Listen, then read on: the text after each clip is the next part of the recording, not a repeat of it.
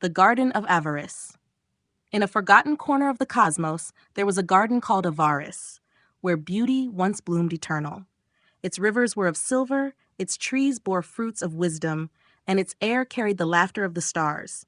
The beings who dwelled there, called Luminae, were guardians of the garden, entrusted with its care by the eternal flame, a light that burned at the heart of Avaris and gave life to all.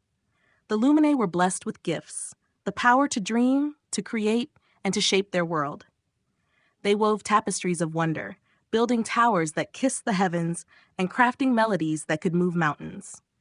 For countless ages, harmony reigned, and the garden flourished under their stewardship. The whisper of decay. But one day, a whisper slid through the garden like a serpent in the reeds. It spoke not to the ear, but to the heart. Why should the fruits of the garden not be yours alone? Why must you toil for others when the treasures of Avaris lie within your grasp? At first, the Luminae dismissed the whisper as a shadow of thought, for they believed their unity was unbreakable. Yet the serpent's words lingered, seeding doubt. Slowly, the Luminae began to see themselves not as stewards of the garden, but as masters. They plucked the fruits not for the garden's bounty, but for their pleasure. They dammed the rivers to hoard their silver, leaving the earth to wither. They abandoned the eternal flame, believing its light unnecessary, for they had built their own fires to illuminate their revelries.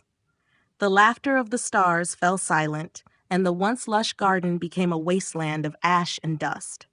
The weeping flame, one among them a Luminae named Kale, stood before the dwindling eternal flame. Tears streamed down its glowless face as it whispered to the fading light, "We have forgotten who we are. We danced in the halls of excess, but our hearts are empty.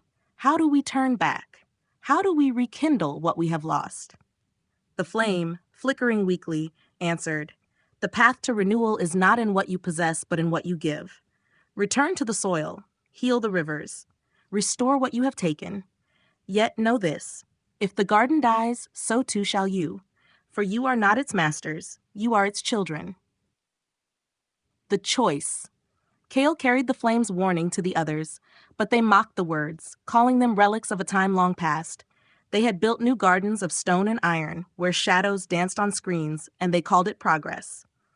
"Why should we grovel in the dirt when we have raised ourselves to gods?" they jeered. "Let the old garden die.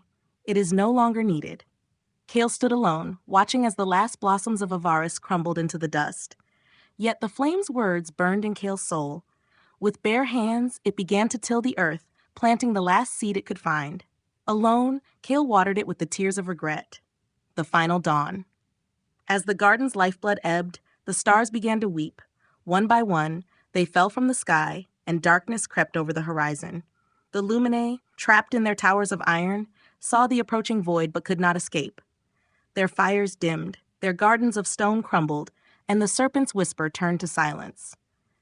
But in the heart of Avaris, where Kale had planted the seed, a single sprout emerged. Its roots drank deeply from the tears, and its leaves reached for the dying light of the flame.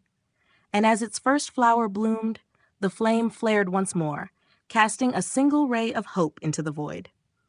The lesson of Avaris.